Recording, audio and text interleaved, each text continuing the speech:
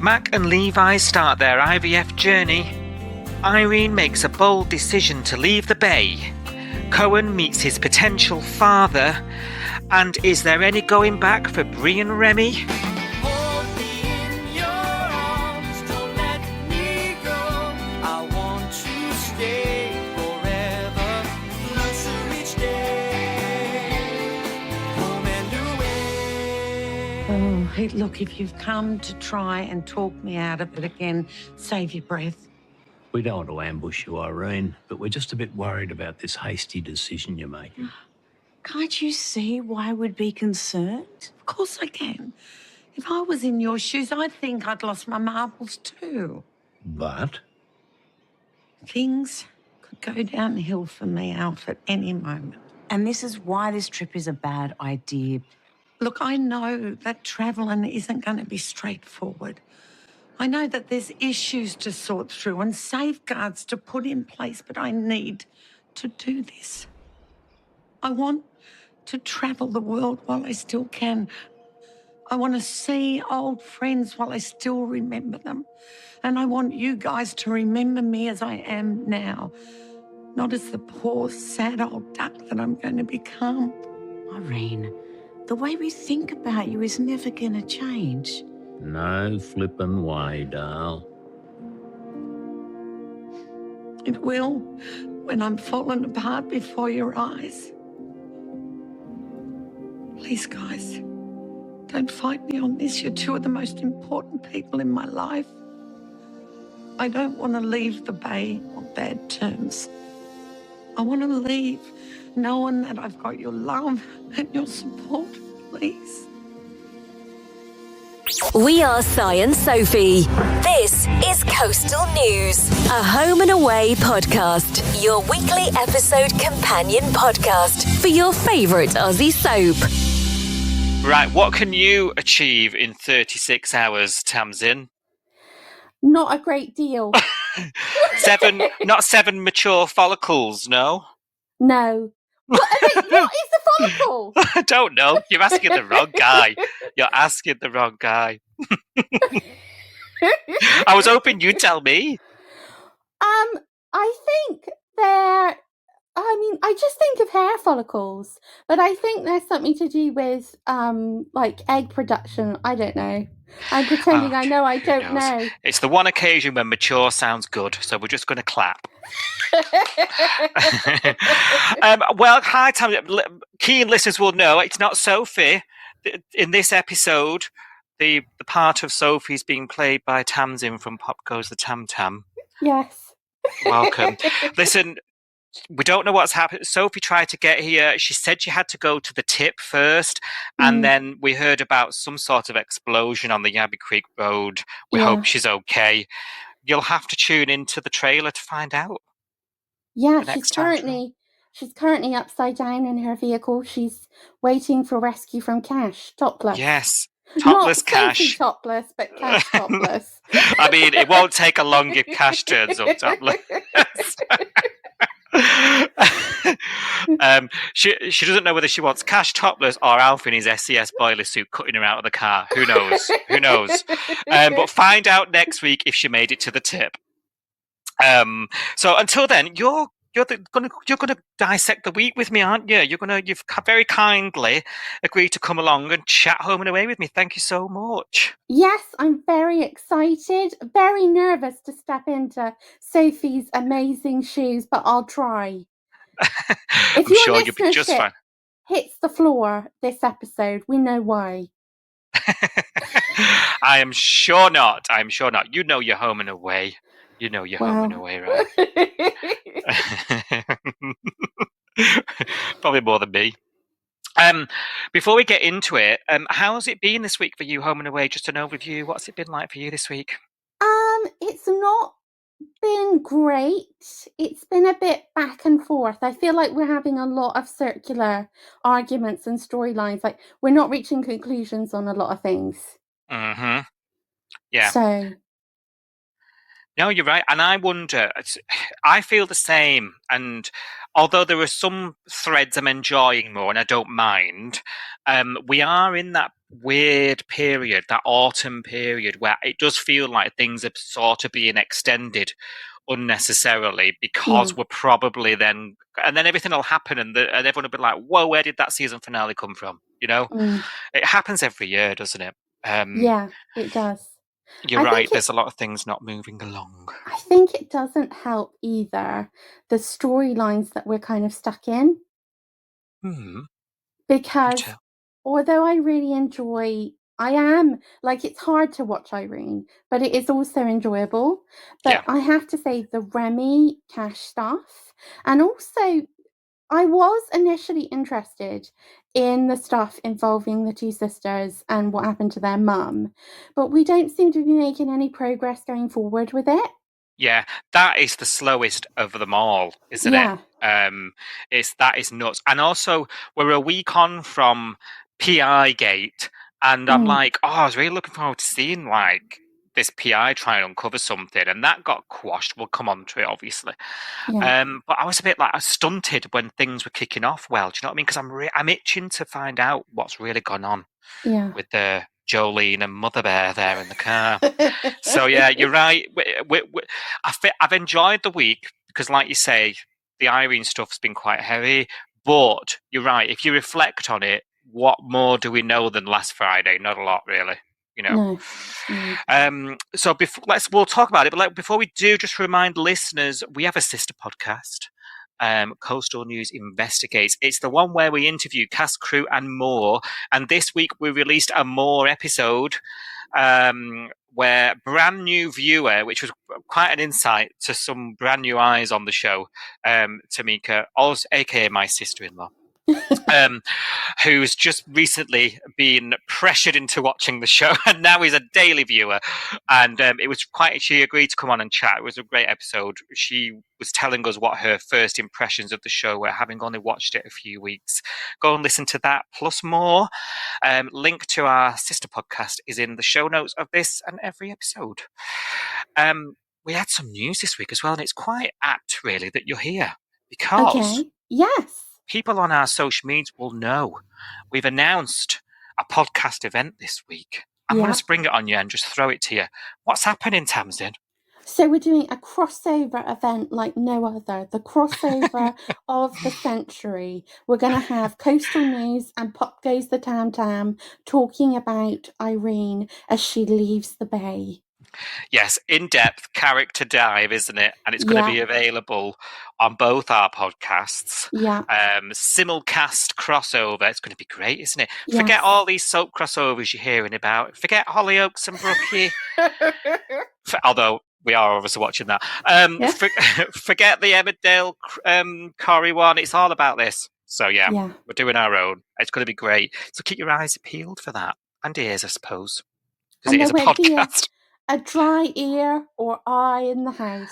I am sure, because it is that week. I've actually booked time off work, you know. Oh, no! Yeah, inadvertently, I was looking at that week, and then I was like, oh, no, it's that week. I'm definitely booking it then. So, yeah. Who knows what state I'll be in. It's going to be fun. Right, should we talk about this week's Home and Away? I'll try and remember what I can remember.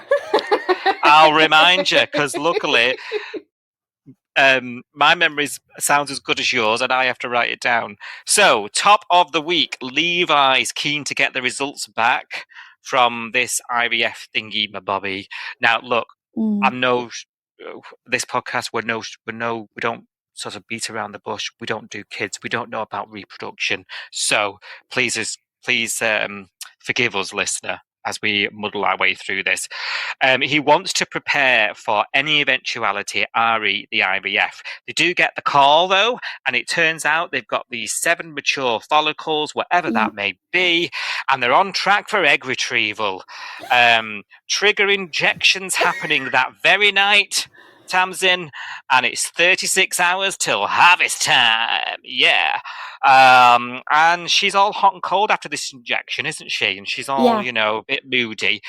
Levi's on edge about it. She's starting to feel smothered and pushing him away. And there's this whole sort of episode or two of this post-trigger injection foreplay, what it used to be, and of her feeling dreadful, Levi feeling like he wants to be there for her and smothering her, and then he bumps into Tane, who just tells him to suck it up, Buttercup, and be there for her, and then everything seems okay. Yeah. Is that right? What's your thoughts? Because you were telling me, we talk a lot, obviously, on our Instagram channel during the watch along on there nightly, and you were saying, is it not really that normal, is it, to be feeling this? No, so the previous week when she was having those symptoms like the nausea and things like that, I know from friends who've had IVF, and I actually looked this up as well, that those are quite extreme reactions to the process. So the sort of the reaction she had then was quite extreme, but the reaction she's got now is, I think, normal, because obviously they've had to stimulate all of her hormones to release these, basically kind of like release these eggs, producing, like, I don't know how to pronounce harvest anyway. time. Yeah. And so just before you have a period, you go through all these like rocky emotions. Like the other day, I can't remember what it was. It was an advert for like shoes or something, and I just started crying, and I don't know why. And it's that sort of thing. But obviously with Mac, it's dialed up to 100. So I think it's leveled out and it's a bit more normal now, what she's experiencing. Okay. But I think that he went into doctor mode, didn't he? Yeah, as he does. He tends to do that, doesn't he? And I've got to be honest, when I'm in that sort of stage that she's in, I don't even want to be touched, let alone spoken to. So I completely understand how she was feeling. So I think that was fairly realistic. But I'm going to say something now. Are we 100% sure that it's not him? I don't know. They seem to test them both, didn't they? It'll be fascinating if it has to be revisited, and it is him. It wasn't explained as mum's genes or something. Yeah, it was. But he's been ever so... I don't think he ever showed her his results. We never saw that. Oh, you think he's telling porkies? I just wonder. Yeah. Oh. Yeah. Now then, and he's making her go through all this. And this is not going to end up a thing, is it? Is it, or is it? Are we going to end up with two babies on the show? No, you've got me blooming. Well, you wouldn't think so, would you? But now you've got my mind racing. No, you're right. We've had a baby. It's unusual. I mean, everyone's talking babies, aren't they? Yeah. It just seems a bit weird for us to have that. I mean, it has happened, obviously going all the way into the past. We had VJ and Lily around at the same time. We had VJ with other babies as well. Like, as a child, there were other babies around. But it tends to be the other baby leaves. So in this case, with Archie and Harper and Tane, would it be the case that Mac, Levi, and this potential new baby, they're the ones that go? Yeah, possibly. Yeah. Oh no. Oh. Yeah. Maybe. It just feels so like, where are we even going with this? I don't feel like I know where we're actually going with this, because either it doesn't work and then they have to struggle with infertility. So what are the next stages? Yeah. Or it does work and they end up pregnant and we kind of have another baby on set and it's difficult. I mean, it's doable. They've done it in Neighbours. It is doable. Yeah. But it's difficult. Yeah. I don't know. My gut tells me, and it'll take a lot to persuade me, Tamsin, that Mac is like the most tragic of tragic soap characters ever. Yeah. Like, it is so sad. Everything that she's gone through, and she just seems to be going through one after another. I feel like this is not happening for her just on that alone. Yeah. Like, I think, forget anything else. I think you're right. I don't think it will happen for them. But then I guess the next stages are, will they cope with that, or has this sowed some seeds of them eventually breaking up? Yeah. Is it more relationship drama then? Yeah. Which is, I don't know. It'd be a bit refreshing if it wasn't that, wouldn't it? Let's face it. Yeah. Although If I he, would say we've seen less Max since she's been with Levi. She's kind of his girlfriend as opposed to, that's like, true. we even see her less in Salt. Yeah, she just swans in and out, doesn't she? Yeah, Yeah, you're right. Yeah, is her pairing with him now a detriment to her as a character? Because yeah, she was one of the favourites, like, mm, you know, power suit businesswoman. yeah, Although she runs it, you could argue she's not very good at that. Yeah, okay, one to watch then. You're right. We're at a sort of fork in the road, aren't we? Right, yeah, and depending on the decision of the show and the writers, and whether it's sort of a yay or a nay at this point, if this IVF works, um, will determine on what kind of story we end up with. I think you're right. I'm just mm, a bit like, I don't know. This was like I think I called it a Z story the other week. I was like, it just seems to pop up on a Friday afternoon, like, yeah, but like this week it seems to have come a bit more to the forefront. So I yes, feel like we're gonna see a lot more of these in the coming weeks. yes, Um, I think so. I agree with you. mm, mm. And I don't mind I think it's a really interesting story. Depends how we do it, and if we do it in an interesting way, though, might have Yeah, to put a pin in my opinion yeah. because I'm partial for it changing. I mean, I'm just suspicious. I'm just suspicious because Mm, I'm like, she desperately wants a baby, yeah, and that's her dream, not his. He wants a baby yeah, with her, but if they don't have one, they don't have one. But I think for yeah, her now, it's become all encompassing, and I wonder if when he knew, maybe like this, I'm making all this up, but maybe if he knew he couldn't, then he's like, oh my god, I'm gonna lose her, you yeah, know? yeah. Oh, you're right. And then now it's niggling me because with Imogen, it was like no kids. That was kind of like quite a solid thing, wasn't it? Until he got with her. She Yeah. sort of blindsided him after the Diggy thing. Oh, you're going to make me think about this a lot. I'm going to have to chew on it. I'm going to have to chew on it. I think, oh gosh. Oh God. This wouldn't have happened with Sophie, no. Sorry, I just had to cough then.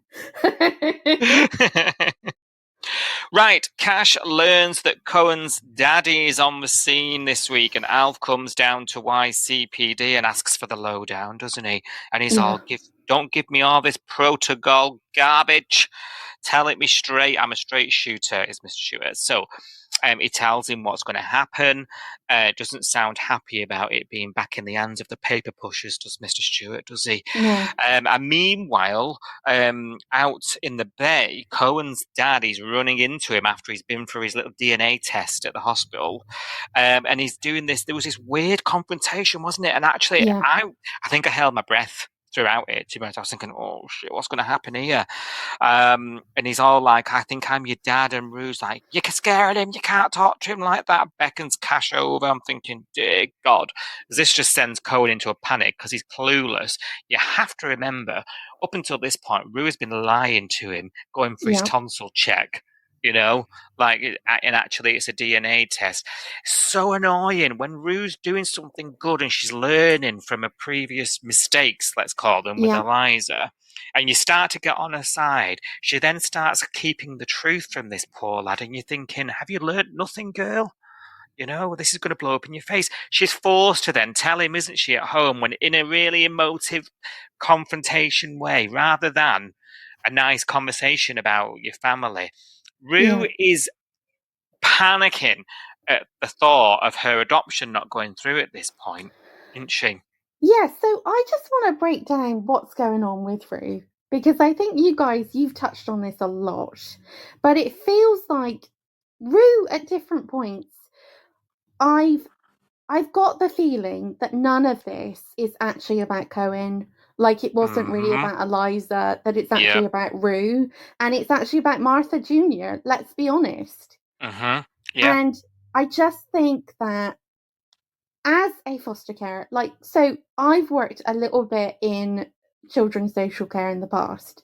Mm-hmm. And as you know, the role she's actually meant to be facilitating, means that, if his family were to this is the end goal. really. You want to reunite with family where you can, basically. And this, rather than this being the negative that Rue has sort of spun on this, it could be a positive. It's uniting Cohen with his father. We know some of the situation around his parents, but not everything. She's gone in there with a completely closed mind. Mm-hmm. Yeah. That being with her is the best thing for Cohen. Yeah. Yeah, no, she has, and I completely agree. And she's, like you say, you can only question her motives for doing this, right? And then your mind starts to run wild, especially us who have been here long enough to remember Rue's past. You know, Yeah. There'll be people under the age of 25 watching this, thinking, "What's the problem?" You know, but we all know. I just wish it was more explicit in the script. Yes, You so do know, I. That's the missing puzzle piece to this. Because, like you say, there's going to be a whole lot of the audience that are watching it now that have no idea about all that stuff, that might not even know that Rue ever had a child or the circumstances around that. Okay? So I just think, I know that there's going to be a lot of confusion with how many Marthas there are. Okay, there's too many Marthas, right? But at the same time, it needs to be said, because at the heart of that, that's what this is really about, in my opinion. Yeah, no, you're right. And how fascinating would that be for us to watch that, you know, and Rue to go through that and talk about it, because she never mentions it, never talks about it. God, that's going to be so rewarding for us lot, you know, to finally hear her admit that, you know, this is affecting her. Home and Away have been remembering a lot of things recently with Irene, and it just does make you wonder if at the back of this somewhere there's the chance that the door might creak open slightly for Martha Jr. Yeah, I've been thinking similar thoughts, you know. Whether the sort of the end game is to get there, you know, with this fostering stuff, whether we need to get through this and we need to stop being impatient as a fan base and trust the process. I don't know. I'm what a payoff though. You know what I mean? That would be a good payoff, wouldn't it'd it? be amazing. Yeah, it really would. But I guess going back to Cohen, I think when you talk about Cohen, you have to keep Eliza in the conversation, because Rue did everything wrong with Eliza, and Eliza was a nightmare. And Cohen's come in and he's the polar opposite. And like you say, Rue has learned so much from the mistakes she made that she's making a whole lot more mistakes now. These are just different mistakes that she's making. But yeah, I mean, I was ready to give her a lot of growth, but the way she's acted around this, I mean, I understand she's very protective, and you have to be. And Cohen's dad should not have tried to approach them. But you got the sense that after he'd done it, he kind of wished he hadn't done it, and that's basically what he told Cash. Yeah. But I think the way that Rue is responding to this is not great. Yeah. But adding into that conversation, you know, I thought it was interesting that the only one who thought about Alf and how he might be feeling was Marilyn. Because she came in and was like, "And how are you doing?" She was the only one that asked him, yeah. And he said something, didn't he? Like, "Oh, I've grown fond of the fella," or something, didn't he? Yeah, you're right. Actually, George, you know what? I completely overlooked that scene. At the time, I thought we'll make a mental note of that, because Marilyn has just asked Alf. But yeah, you're right. This is again, though. This is selfish Rue, isn't it? This is main character Rue. Yes, and the thing is, right? Marilyn has experience of a foster child, right? She has experience of this. She did it with Jet, right? And Jet is still in contact with Marilyn. You know, they are very close still, even though we don't see him. But Rue she sort of disregards anything that isn't her, but especially anything that's to do with Marilyn. Oh, yeah. Don't the whole Rue and Marilyn thing. There's something weird about that, isn't there? That just never seems to go away. No, I honestly, my one hope is that now we're losing Irene, we get more Marilyn. Yeah. Because it feels like she's a guestie. Yeah. Yeah, she does. She seems to, even in Irene's storyline, she's sidelined. And the Yeah. history of Maz and Irene, there's Yeah. loads there. Yeah. It's mad, isn't it? It is Yeah. mad. Yeah. Well, there's not even been much Irene Elf stuff, really, either. No, Sophie picked up on this. She was like, I don't even think they've had a scene. No.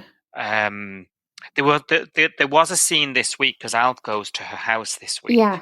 And we'll come on to it when we talk about Irene a bit in a mo. But yeah, Alf has been talking about Irene and her illness, but we've not seen him sit down as old friends and be like, right, talk to me, Yeah. and what a great scene that would be. And I was thinking, is it the whole when Sally left thing we were talking about last week? Is it sort of he doesn't want to? But again, if it was that would be spelled out to us. There's no sort of big theories, hidden agendas in this script. Like it would be spelled out to us if it was that. Is it an oversight? Yes, I think it is. I think it is. I think it's that they have disregarded how important or how long-standing their friendship is. Yeah. And, like, don't get me wrong, Leah and John and Irene are iconic friendships. But like you say, we're losing out on some Mad stuff, we're losing out on some Alf stuff. And actually, this is, I mean, Alf can kind of understand this because he's really old, and he can not understand everything that Irene's feeling, but he is sadly coming to the end of things, and there are conversations that only an older person can have with another older person. You're right, yeah. And that sort of facing the inevitable, there's very few people, as you say, that are going to be able to empathize with that on a level that she probably needs it. We'll talk about Irene then. So, because this week she's having this sort of death clean, isn't she? This sort of clean out of the house. Oh god, that bloody red bus from Will. Oh, I know. I thought immediately of you. Oh, my favorite episodes. But this sends John into a bit of a frenzy, doesn't it? And she even gives Leah this ugly teapot. She's getting all the trinkets out. Don Fisher's bloody book to Byron. We have had a right treat, and you're talking about sort of mentioning the oldies and mentioning the old people through. This is one thread through Irene's story that's been quite good, and actually, I would say it's necessary if we're not bringing people from the past back. Yes, yeah, I would agree with you. And actually, I think that if we brought too many people back or anyone back, it would crowd out this story, which is really important, which is the things that she actually has, the memories, that's what she's losing.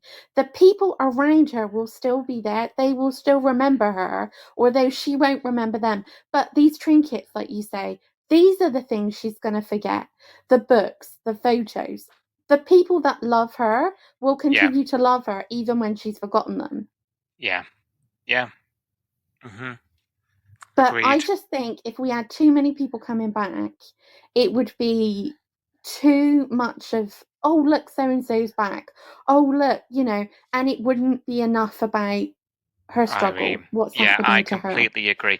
I've been thinking back to when she had the cancer diagnosis, and things looked pretty bleak back then, and they brought Gypsy back in, which in itself was a little bit random when there was a lot of other people that should have been coming back. But I remember criticising it at the time.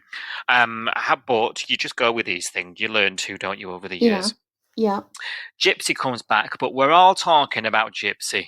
Yeah. We're all talking about how great she looks, and she came back in and she had that whole thing with Liam. Yeah. And and that whole attitude that she had, and we all remember, we all got sort of rekindled with Gypsy, which is great and one of my favorite characters ever. And then actually, when someone mentions Irene's cancer to me, I never remember Irene's cancer story. I always remember Gypsy. Yeah. So Irene became a subplot in her own plot, basically. Yeah. Yeah. The first thing someone mentions Irene's cancer, I go, "Oh, how quick was that? Oh my god!" And Gypsy was back. Like, oh my god, what a great story, and the whole Bianca thing, her and Bianca. But I don't remember much about Irene's sickness then, other than it was really fast. So Yeah. you're right. What you're saying is spot on. If there'd have been these huge characters back, as nice as it would have been, that would have overshadowed this major. So I'm actually really liking the choice here. I'm liking Irene. The flashbacks, I'm loving it. And I'm Yeah. nostalgic about it. And I think that was the right thing to do. I agree. Yeah, I completely agree. And so Irene's panicking. She's going through all the stuff. She's having a sort out. She needs to get this in order. John's up in arms about it, and she's imploring him. Isn't she's like, "I'm trying to face my future here, Yeah. and I need you all to get on board and support me." And John's, he's struggling, isn't it? I mean, it's gone fast, and you can understand that struggle. And he's saying things to her that are really setting me off. I will say, I don't want to lose you 1 second before I have to. No. Lines like that are just, I mean, for me, as a Irene John shipper, this is a great time to be alive, Yes. Because I would just love to see them get together. Mm. And I know Right at the final hour. Yeah, not everybody's a fan of that. But they've just got such great chemistry. And honestly, it's love. I don't care. No, I get it. And who's there at the very end when she needs companion the most? It's John, isn't it? Let's face it. Let's face it. I don't think so. Going back to what you were saying about her going through this sort of, I need to declutter, I need to get rid of this stuff, I still remember what it is. For me, like, the next stage is going to be she's going to buy a coffin. Okay. Oh yeah, she's one of these pre-planners. Sitting in it, right, in her living room, and being like, because I think like Morticia Adams. Exactly. But I think the problem with Irene is she's still not coping with the diagnosis. Yeah. Because she's looking at it like, well, once I get rid of all of this, I've signed over the diner, and then what? I buy the coffin, I sit in it, and then they close the lid. That's kind of what it feels like. Yeah. She is not, by quote unquote coping. She isn't coping. No, like she isn't. is coping by not coping, isn't she? Yeah. I feel like she's done the bury your head in the sand thing. She's done the whole, I'm not going to be a burden. I feel sane at the moment. I'm going to sort my shit out. I'm just going to busy myself by sorting my life out. And then there's this huge bombshell this week. I mean, blooming Sonny. I mean, he's obviously been round and chatting to her. Yeah. And he's got it in her head that, I mean, and I get what he was saying. He was trying to be supportive, wasn't he? She's looking at all these postcards from around the world, and she's saying, I'll never see these people again. All these people that have come through here, that I've helped and nurtured and that mean a lot to me. And he's saying, don't let this illness dictate you. You can choose. And then she's taken that as Sonny says, yeah, go and see the world, Irene. Yeah. I mean, don't get me wrong. I actually agree with what Sonny has actually said.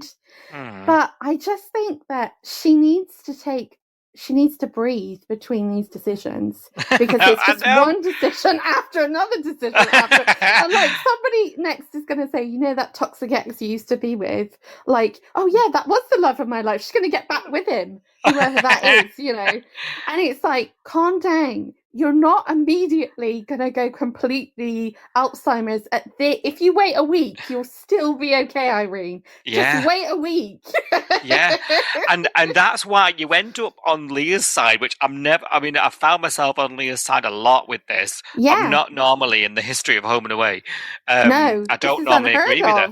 But Leah turns up with a bagel the next day and she says, I'm selling up, darling. She's like, what?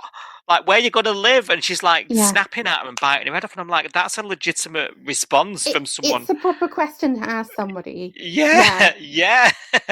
I'm like, Leah's done no wrong here. Like, she's like, what are you doing, woman? Can't slow your horses, just as you've said, But I must say, she lost me a little bit this week, Irene, because then, this confrontation about selling the house and going on the road and all the rest of it. Blooming Sonny doesn't half cop it from Dana, which Yeah.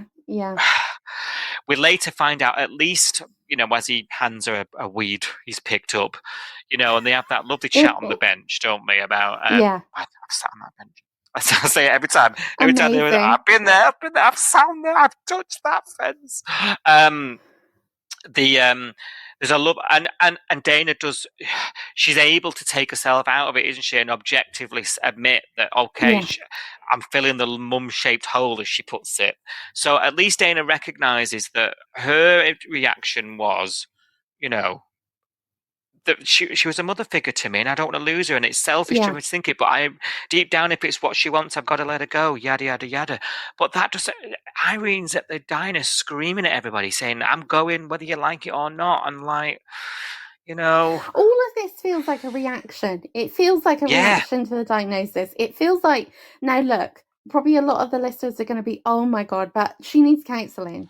That's what she really needs. She needs to go and see a counsellor, because this is huge.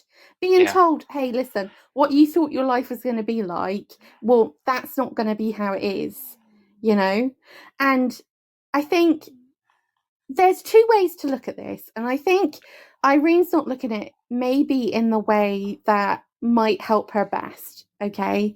So most of us don't know when things are going to come to an end, okay? But Irene's actually been given a sort of terminal diagnosis, but it's not going to happen, in the next maybe year and a half. She's still got time, but she also knows that if she wants to do something, if that is on her bucket list, she best tick it off. And how many of us never get that chance to do it? So like, in a way, this is kind of a gift. Not that she would feel like it, and not that it really is. Yeah, that's not what I'm trying to say. But she has a chance now to kind of. There's nothing she can do about it. It is coming down the tunnel towards her. Yeah. But that doesn't mean that all her agency's gone, and she can still make decisions for herself. But I would just say pause between them, Irene. Pause between them. You know. And you can't take this out on everybody else because of how you're feeling. Because legitimately, I can't imagine how terrifying this must be. But the point is, it's not anybody's fault. This is just how it's ended up. And but she can do a lot more than a lot of us, which is she can say, hey, I actually do want to do this, or I do want to do that, and I want to jump out of an air, I want to try these things, and while I can remember doing them, I would just say, as I said again, and to any listeners who are also thinking about making really, really quick decisions, just breathe, pause. You've heard it here first. Yeah. When you're about to go in head first, listen to Tamsin's voice ringing in your ears. Breathe. Don't to an Irene. No, you're right. You're absolutely right. And I think that is, your John, your Leah's, your Al, when Alf gets wind of it as well, that's their reaction, isn't it? Yeah. Because they're understanding the message as, I'm going to sell my house. I'm going to burn all my money, going around the world, living my life, living my best life. And then they're thinking, and they even do raise this concern with her directly. They're thinking, you're going to come back with no money, no house. You're going to be on death's door. What you're going to do then? That's what they're thinking. And I think it's a perfectly reasonable place for your mind to wander to, because what are you going to do? Yeah, that's true. Yeah. I mean, I also see it from that perspective, but I guess you just don't know. You just don't know. But I do think she just needs to calm down a bit and take on board what has happened. And then I guess, unless we were all facing it, none of us can really truly say what we would do. No, but situation. I would say listen to your friends, because they care about her. Yeah. Yeah, definitely. Now, that moment, I mean, I had a spontaneous cry this week that just came from nowhere. When sometimes you're fighting it off, you've got the lump in your throat. It rose and left me like within seconds, and it doesn't normally happen that fast, was when Alf is at her house and he does an Ireneism to her, and he says, "No flipping way, doll." I was like, where did that come from? Like, there wasn't even any build-up, but Irene just said, Alf just saying an Ireneism just Yeah. sent me west within a split second. Did you have a reaction like me? Well, I Stronger thought it was as me? lovely. I've also thought about what you and Sophie have been saying about who's going to get these Ireneisms. And is it going to be Alf? Gosh, he's got enough on his plate, hasn't he? He does. But I'm going to really miss them. I am genuinely going to miss the, like, Lord Save Ireland and all that stuff. Yeah, it's going to, like, she's such an icon. She is. And I think, yes, I mean, more to come in our special crossover episode, but she is going to be missed, I think. Yeah, so missed.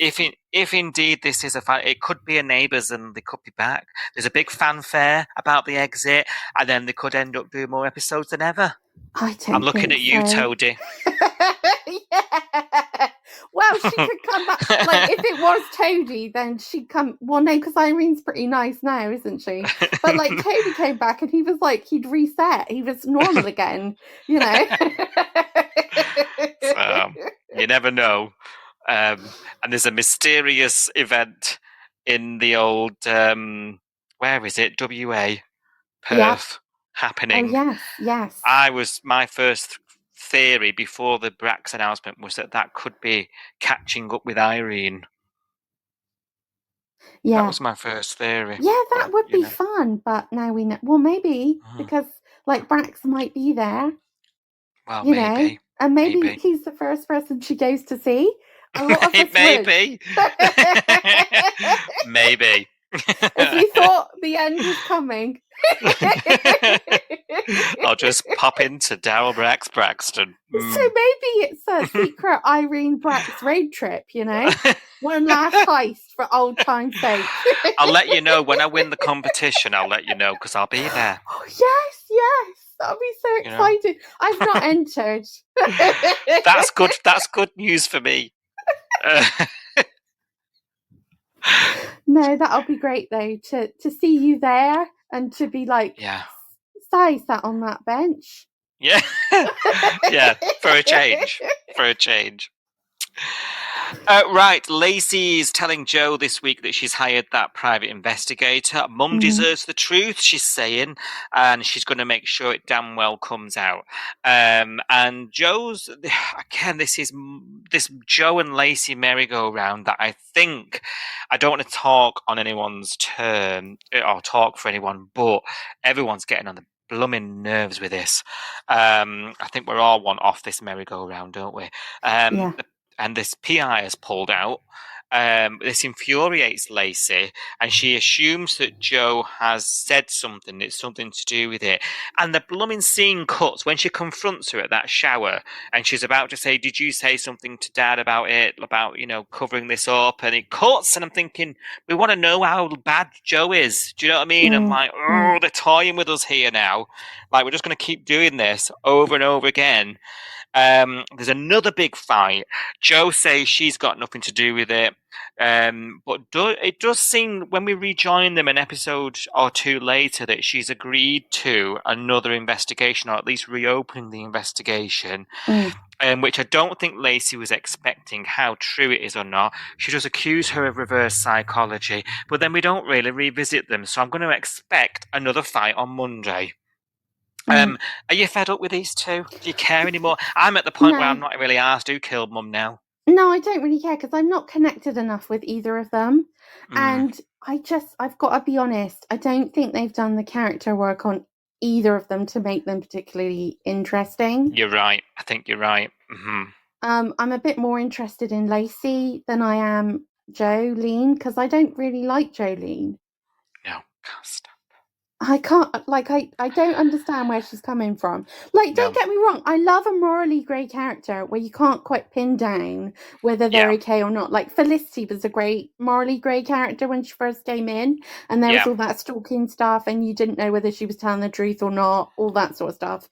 Yeah. Now, that was fine. And I mean, I don't know whether they're trying to do it again with Jolene a bit, where you've got, but it's not working, and I don't feel any sort of chemistry between her and Tane.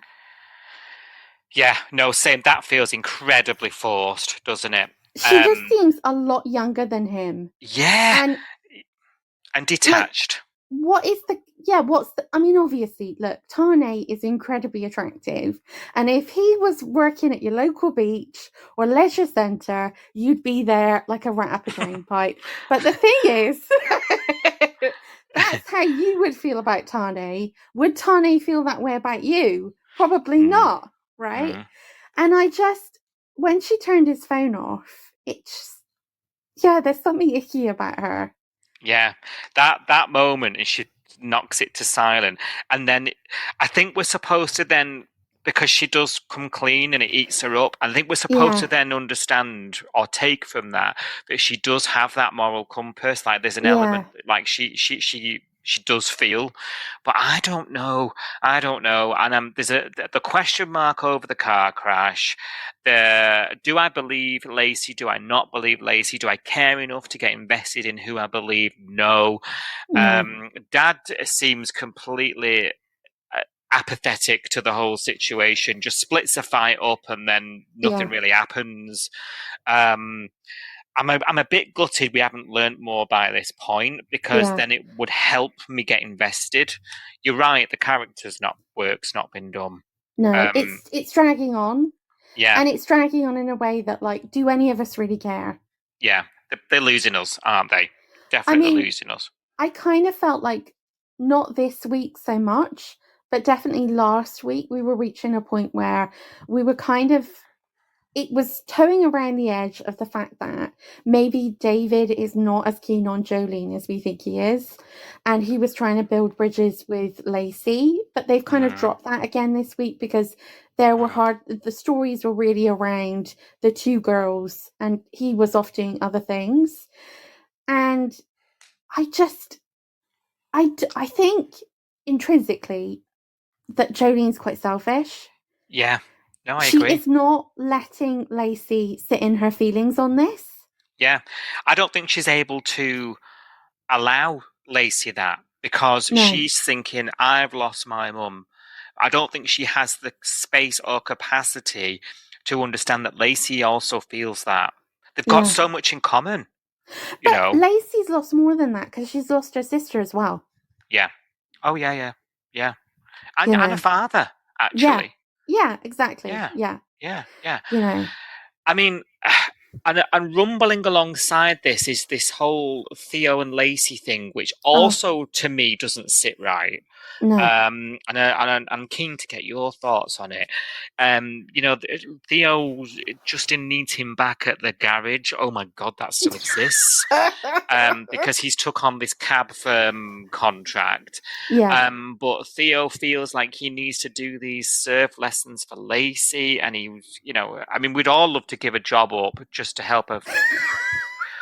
Come on. Do you know what I mean? I know it's supposed to be the paradise down under.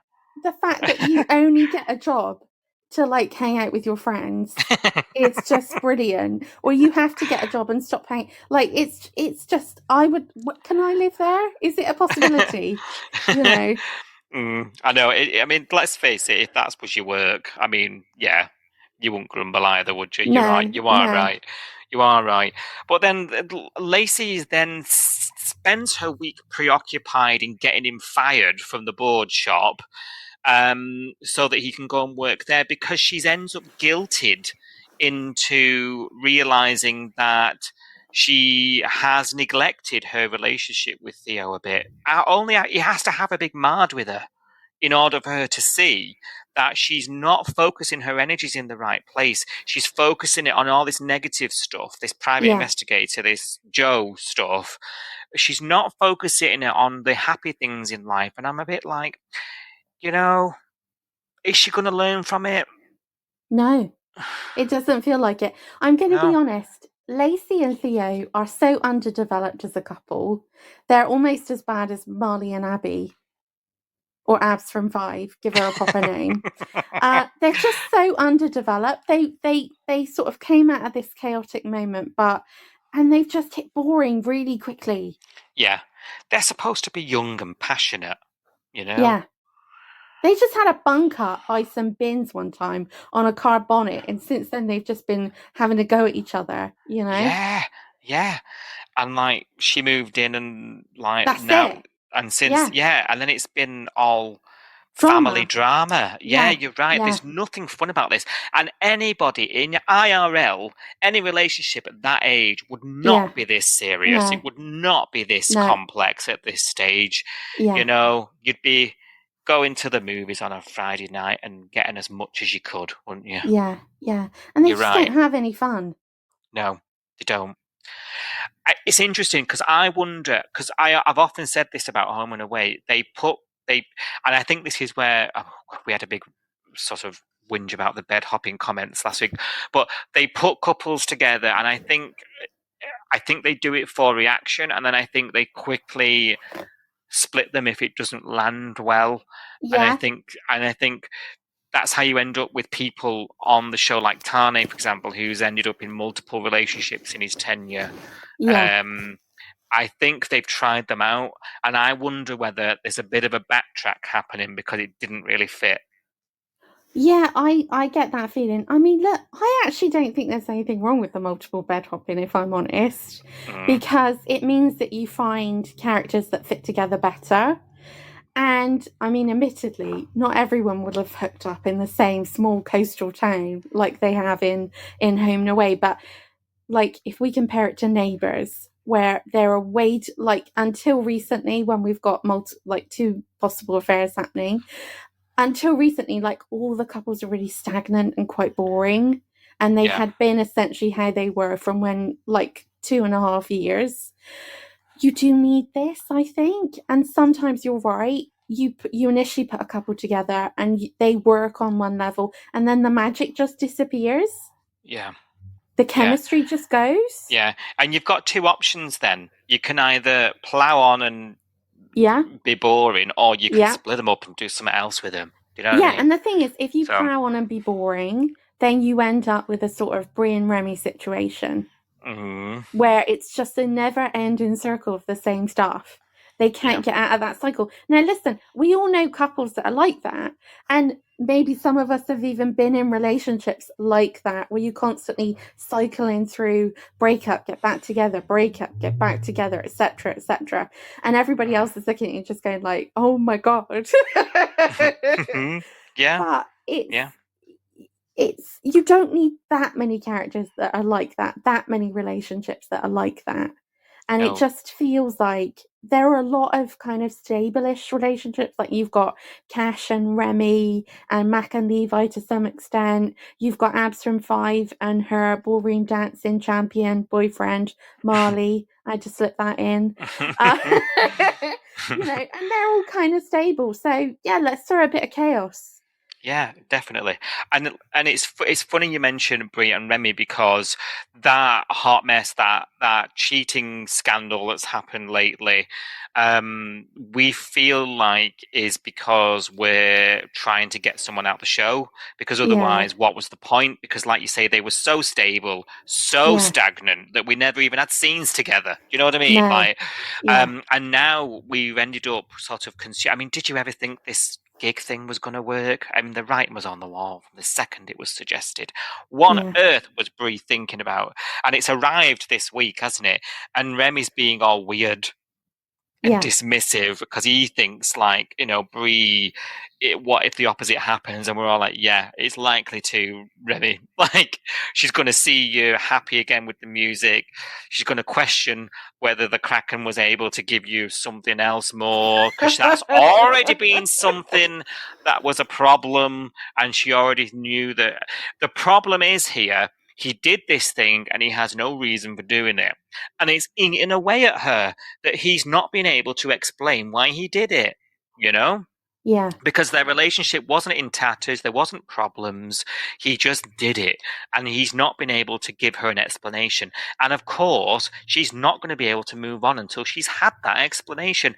That No. was quite obvious. She's kidding herself as much as anybody else is. And this week, sure enough, the gig comes around. He's up there. He's fun. They end up going back to his place and Passion, and then end up in the bedroom, and then it's too much. It's too much, and she ends up ultimately deciding what's going to happen with this relationship, basically. Which at the we end of the all week. we saw the writing on the wall for this, really. The slowest car crash ever. Yeah. But I have to say, like, the fault is entirely on Remy's side with this. Even his reaction to she has kind of had to tiptoe and cajole him into doing things when he was the one who put them in this position in the first place. You know, she has been more than reasonable and accommodating to try and make him feel comfortable. And he has just been acting like a diva the entire time. Mm-hmm. Yeah. And yeah, he can't live with what he's done, but that doesn't take away the fact that he actually did it. And sometimes to learn from your mistake, you have to accept that you were the one that made it. Mm-hmm. Yeah. Yeah, so, completely. Yeah, I mean, look, I'm not the biggest Bree fan. I've become an anti-Remi. Anti-Remi. Welcome. He could, like, out of the two of them, he could go, to be honest. Yeah, no.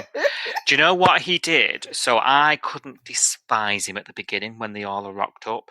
Yeah. And Sophie loved him. She was like, love him. I think you need to, you'll get there. And eventually I softened to him and I let him in. And he just proved me right in the end. Yeah, he did. And so I'm like, shame on me for falling for it and everybody else. I'm also going to say something else. I'm going to say that I agree with you. I think someone's going to be leaving. I think we all know who that's going to be. And it's not going to be Remi, sadly. But I would be worried if I was Remi, because Sonny's basically doing the Remi job better than Remi did, apart from the music, which a lot of people would say is a bonus. Like, the actor can play a guitar and is very talented. But are we fans of Lyric? No. Does anybody love Lyric? I think there's one on Twitter somewhere. Oh my god, okay. Are we sure that's not the writer that came up with the idea? Quite possibly, yeah.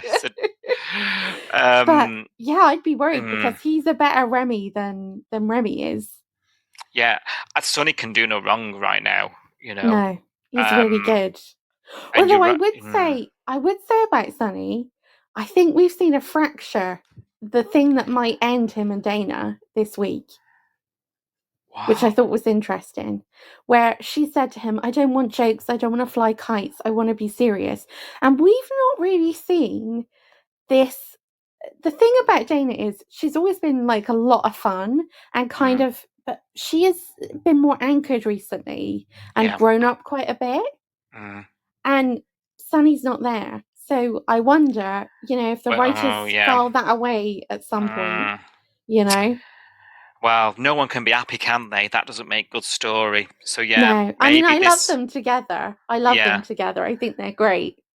But they're going to have some obstacles, so maybe that might be one to watch. Because you're right. She did mention about that, and then they had a row, and then he had to come groveling, didn't he? And she's obviously had a much tougher life than he has. So perhaps that could be one to watch. You're right. But I do love them both. I really do. Yeah, same here. Yeah. I mean, look, I don't know how the voting's gone in the Coastal News Pod poll, obviously, for Character of the Year, but I bet Sonny's going to come away with Best Newcomer. Oh, you'll find out soon, don't you worry. I could bet my house on that and still live in the house.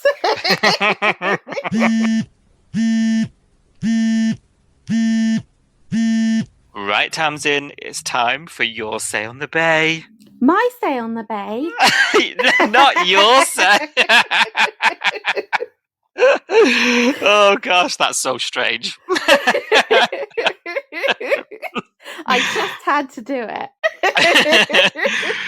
You can have your say if you want, but it's all, people have been watching along this week, and they've been telling us what's what. Before we get into it, just a quick reminder to everybody, and I always butcher this because Sophie's so good at this, so I'll try my best.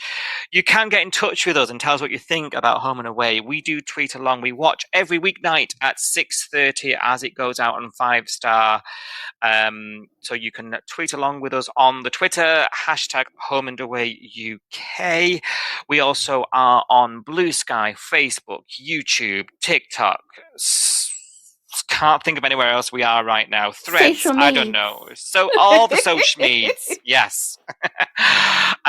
We also have an Instagram channel that we're trying to get off the ground. If you're on Instagram, come and chat with us every weeknight at 6:30. If you go on our Instagram page, you can join the channel just by clicking the little thing at the top there, and come and say hello and tell us what you think. You never know, you might be on next week's Your Say on the Bay. If you don't do any of the social means, if you're a bit more old-fashioned or you're a bit more long-winded, you can send us an email. The email address is coastalnewspod@gmail.com. How many people have been sending emails this week? I've got emails for you. Exciting. You ready? So exciting. Yeah, So, I'm ready. regular emailer Emma. Hello, Emma. Thanks for Hi, your Emma. email. She sent a couple in. This week. So she said, Joe, on Thursday's episode, on their official date, she rejects or silences Tane's phone, and Harper was calling, "What a bitch." Equally, this could be a good storyline as she feels uncomfortable about the Tane and Harper situation. So, yeah. It's true. We could end up with a bit of a love triangle forming, couldn't we? Yeah. Especially as Harper's feelings seem to run a bit deep. Yeah, but I think that's a great point. But I think Tane would probably side with Harper. Well, Archie, let's be honest. Yeah.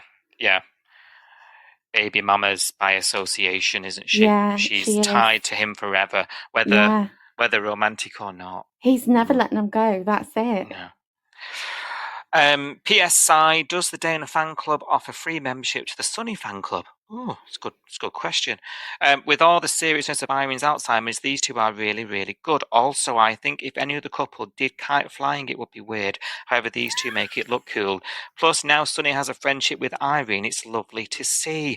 Do you know what? You're right. There was almost a harking to Irene and Chris, wasn't there? Yeah, I thought that. And I loved when he came in and he kind of diffused the tension when he said about, I lent you like that tenner. And it was kind of what you needed. And I like the way he still talks to her like she's a human and not someone with a condition. Yeah, it's quite funny as well that I think he's picked up on it so fast, Sonny, because a week ago he was just Dana's landlord. She was just Dana's landlord. Yeah. And now he's like the most important piece of the puzzle in a week. Just took one waltz. I know. That's one it. That's all it takes. That's it. Emma goes on to say, the salt gig, why does Eden's outfit remind me of a child dressed as a ladybird? Oh, I loved it. I loved what she was wearing. The little frilly edge. And I love the trousers. They were like giant, like fireworks made of glitter, you know? And like Remi just turned up in a shirt that probably Bree probably made him iron that shirt, let's be honest. That was it. That was all the effort he put into that. You know, he smelt. He smelt of his bed. Yeah, not even had a shower. No. Yeah, you're right. Also, I know Theo didn't want to be part of Lyric, but not even a conversation to see if he wanted to join them. That's a good point. Irene's off travelling, Dal. Good for her. For a second today, I thought Dana might go with her. Someone else mentioned that to me. Was it you? Somebody else? No, that wasn't me.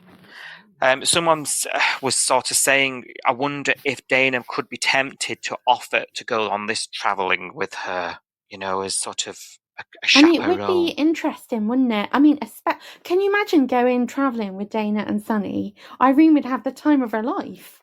I know. I wish I was her. Yeah. You know, I would love to do around the world with Dana and Sunny. Kite flying and all, third wheeling. And the stuff that they'll get up to, the best thing is she'll be able to not remember that. you know? I know. We've all been there, you know? Yes. There's a couple of bits from our little trip to Australia I wish I could remember. She goes, my husband also wanted to say, isn't Sonny the nicest character so far? Supporting Irene and Dana. Oh, it's nice to hear from one of the long-suffering husbands, actually. Hello, husband. Hello, husband. Question, is he still living off Remi's credit card? Who Good the heck knows? Yeah, how does he afford the kite? How does he afford his rent? Nobody knows. We know that he doesn't have money because he talked about not having money. So, so this is all from the bank of Remi. It is. And he actually fantasized that and romanticized his way of life to Irene this week. And he said how great it is. I'm so free. I'm not tied to the job. I'm just do what I want. I wake up and I go how I feel. I'm thinking, how are you funding this? You're in Salt having fried breakfasts and God knows what. Yes, please tell us. Yeah. It must be Remi's credit card, and I hope he's draining him dry. Because I hope he is. Remi needs to lose that money. Well, how much has Remi actually got? Because was it like 5 million? It was millions. That's in that economy. That's gonna have gone, isn't it, by now? I mean, you can't really spend 5 million on a couple of studio sessions and come some on, breakfast in Salt. But he rented that big estate for them to go and record in. Maybe. I don't know. And then he paid off Bree's, uni funds. That's got to be like 100,000 right there. Maybe. But I don't know. 5 million's a lot to spend. It is. Just bumming around the bay. I mean, that kite couldn't have been cheap. That was at least 20 quid. Yeah, that wasn't a Temu job, was it? Do we think that Sonny's got an OnlyFans? I don't know, but I can make it my mission to find it if you wish. It could explain why he's got money that he doesn't want to talk about where it comes from. Yeah, it's his OnlyFans. Let me write that down.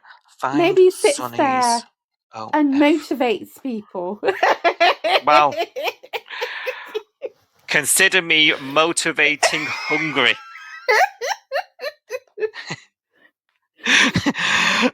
Emma goes on to say, Bree and Remi just split them up. At the Salt gig, neither looked happy, but they went home and got it on. That says it all. Thanks for your Emma. Thanks for your email, Emma. We'll find out next week whether Bree and Remi make it. I'm hoping not. I agree. Jacob sent us an email. Hello, Jacob. And he says, so guys, what have we learnt this week after a chat with Sonny? Irene wants to travel. As exciting as this could be for her, is this actually wise? We've been talking about it for about an hour now, haven't we? Yeah. Is it wise? Who knows? She forgets what she's talking about mid-combo. Traveling alone isn't a great idea. This is a good point, because I've been saying, she can't trust herself to even work.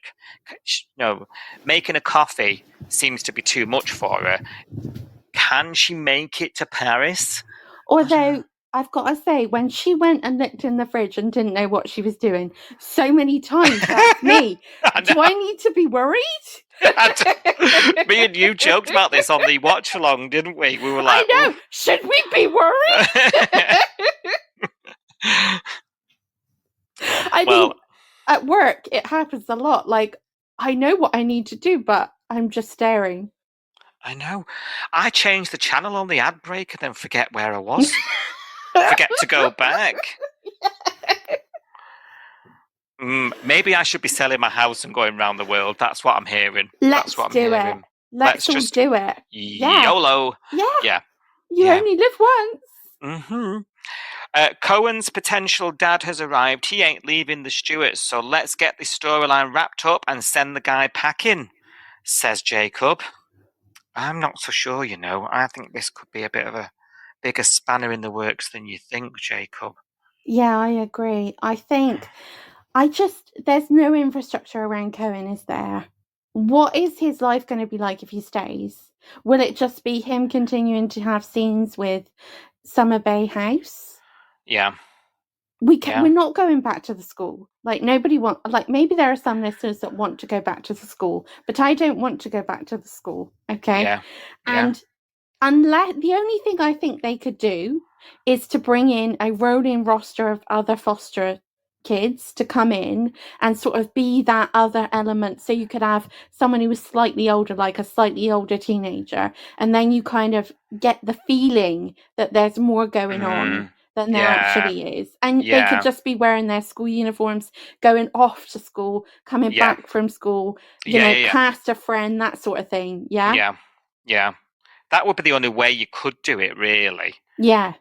Without, like you say, going back in time and us all being like, ugh.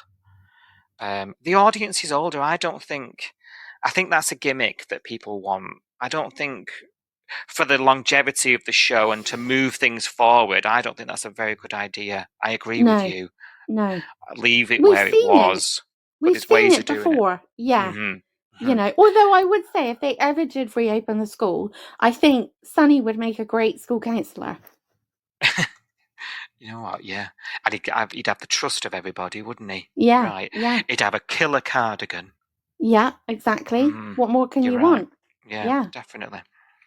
Well, you just have to get himself out of bed first. Sounds like a bit too much like work for Sonny, I must say. Okay, Bree and Remi, and she's put an eye roll. Sorry, Jacob's put an eye roll emoji. Well, this rolls on for yet another week. How long can it go on for? Similar to how you and I are feeling about things being stretched out, I think. He says Justin's memory is a little bit better this week as he remembers he actually owns a garage. And with his immense reputation, he has earned himself a contract with Summer Bay Cabs. At least they won't be late for their fares. Oh, wait. Theo's quit the garage, hasn't he? I mean, how... Again, we talk about where do people get their money from? Where are the clients coming from to this garage that's never open and has one person in it working sporadically at the best of times? Pristinely clean overalls. Yeah. It's only ever working on the same car. It's severely underutilized, that location, isn't it? Yeah. Yeah, I don't think it helps that Theo has just faded into the background. Yeah. Because he and Justin had quite an interesting relationship, I felt, as sort of step. Because he's not son, is he? He's like adopted son, stepson. Yeah, because he had such a shit dad. Yeah. You know, that it felt really nice, him and Justin, you know, under each other's wing and, you know, wingmen. Yeah. Where's that gone? We just said we've got Theo pissing about with Lacey all the time, which, like, as we mentioned on the main podcast, it ain't interesting and it ain't fun. No, but I mean, he's another victim. So recently they've gotten rid of a lot of the Deadwood, haven't they? Yeah. Like, I liked a lot of those characters, but they weren't doing anything with them. Yeah. And I think there's more characters to go. And I wonder if Theo's going to be... Because another character they don't seem to know what to do with is Abs from 5. She came in really strong, like a hurricane. Yeah. But ever since they paired her up with Marley, it's just been that she's sort of followed him around like a dog. Even these storylines that she's getting now, we had a couple where she was talking about what's Eden going to wear to the wedding, but then the rest were, you know, the surf shop, problems with the surf shop, trying to explain to Mac about this, you know, all those secret conversations she was having. Yeah. But these are not her stories. These are Eden and Marley's stories. Yeah. You know? You're right. And it's really evident when Marley's out of the show that Abs, there's nothing for her to do. No. Like, she does nothing. Yeah. And it's so strange because we've got such a bunch of young people who she could be having fun with. Yeah. Like, Abs hanging out with Sunny and Dana, and even Theo and Lacey would be fun to see. Those 5. Yeah. But, going for a night out or what have you. Yeah. Just socializing and you're right. That's what's missing. That's the you know, the disconnect between these groups. Absy's very much in with her sibling group. Yeah. yeah, and then you've got, like you say, Tane. He's in with the old, the what's she called, Harper, the Cash, the Edens. They do a lot together because they live opposite each other. But that's Yeah. sort of, you're in your separate groups. No one's really connecting across at the moment, are they? No. And And like you say, that's not a bad thing though, mm, because like we were talking about Neighbours, the problem is in Neighbours, the whole street will go to one person's wedding, and you're like, you don't know all each other. You shouldn't yeah, know each other like yeah, this. You yeah, literally are just neighbours. yeah, Whereas in Home and Away, I do like the fact that people are kind of in different groups, but I yeah, do think with Abs, she's just like on her own, yeah. not She's mixed in just with the out younger there. ones. Yeah, Yeah. yeah. And over time, if she's here for a long while, that's going to be a problem. Yes. Quite. Yeah, I it mean, really is. Yeah. yeah, yeah, definitely. But you were going to say something and I interrupted you. I know it was the same thing, I think. Yeah. Great I think we were minds. on the same. Yes, that's the one. That is the one. Thanks for your email, Jacob, and keep them coming. Right, I want to finish your saying about a couple of bits from Twitter because I asked, or our account asked out during the week and said Irene's final days were turning out to be quite full of conflict. All this sort of aggro with Irene and her friends. What's everyone's thoughts on this? And a couple of people came back to us. So Julie Smith, at Julie Smith 2001, says she doesn't like it. She's so angry all the time. All their concerns are valid, as in the friends' concerns. Anything could happen to her while she's gone. She could even forget where she's staying. It's a nice idea, but only if she had a travel companion. Plus, she's going to spend all her money and not have any for medical care. Honestly, I don't think a person with dementia should be going about this on their own. It's very frightening and confusing for them. I know they want a happy ending to a bad situation, but I don't think it's realistic. Yeah. I mean, I do agree with that. I mean, wouldn't it be nice if she did go off with someone, like we said, if she went off with Dane and Sunny, or even Yeah. if she went off with Leah? Like if they went on like a little girls' holiday together. Yeah. Yeah. Yeah. Like they do IRL. I've seen them in Italy on Instagram. Yeah, I Their mean, Aperol spritz. let's just follow them round. That's it. Let's turn it into a documentary. Yeah, while we're at it, let's make a few bob and do a couple of meet and greets in Belgium. Why not? Yeah. Mr. David says they seem to be prioritising their own feelings and fears over Irene's. This is the friend group, I'm assuming, John and whatnot. Interesting. Katie Kent, I heard about this months ago, and my first thought was how ridiculous. My mum's Alzheimer's is in the early stages, but she won't even go on a plane, even with my dad, as she thinks she would get too confused by all the rules and procedures. That's interesting. There are some practicalities to travelling, aren't there? Yeah, totally. That could be quite frightening. It does make you wonder if they have had if they've had a connection with like if there's an Alzheimer's Society in Australia. It makes you wonder if they've reached out to them. I'm sure they have, but like she said, she's got actual experience of that, and that's how her mum feels. So yeah. And there is a bit of a connection. There is an Alzheimer's Society, so I know the answer to your question. And Jessica Redmayne, who plays Harper, is an ambassador because she recently lost her mum to it. And actually, Lynn McGranger has said in an interview that I watched that she asked Jessica about this storyline before she, because it was Lynn's idea. Yeah. And it was all about in homage to Jessica's mum. So knowing that, when that scene, that scene the other week when Irene tells Harper and Dana about her diagnosis, I was fixated on Harper and Jessica's reaction because there's a personability to it. It's going to be quite close to home for her. So there has been connections to. Oh, that's amazing. Yeah. Yeah, and so tragic. Yeah, Yeah, definitely. So, and when it aired, when Irene's exit aired in Oz, Jessica sort of did a big thing on Instagram. So we'll have to look it up when we get to that point, because I've not really, like I said, I've tried not to look at too much. And the last comment from Jamie says, I understand their concerns, and also I understand Irene's desire to travel before the Alzheimer's gets worse. I hope she doesn't end up going alone. Marilyn would be a great travel companion. Yeah, Marilyn would be fantastic. Give Marilyn some stories. I know, and she must have the money because she doesn't have any mortgage or anything. She has a full-time job. She's had all those extra shifts. I think we were talking, weren't we, earlier about Marilyn being sort of sidelined. Why on earth did Leah not ask Marilyn if she wanted to buy Irene's share? That's good question. Me. Yeah, good question. But no, she's just there.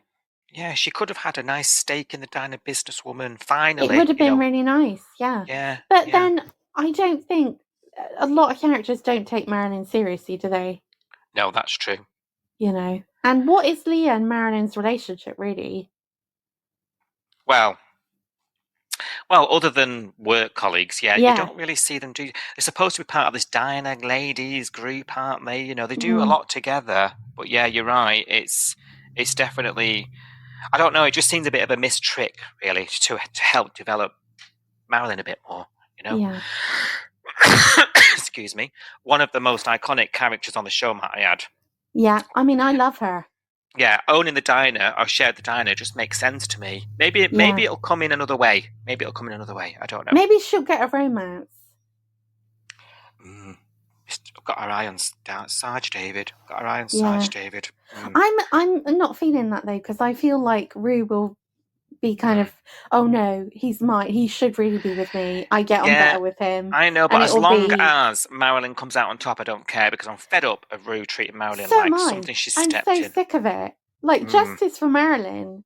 I'll get the t-shirts made. Perfect. Get those little ions going. Those ions.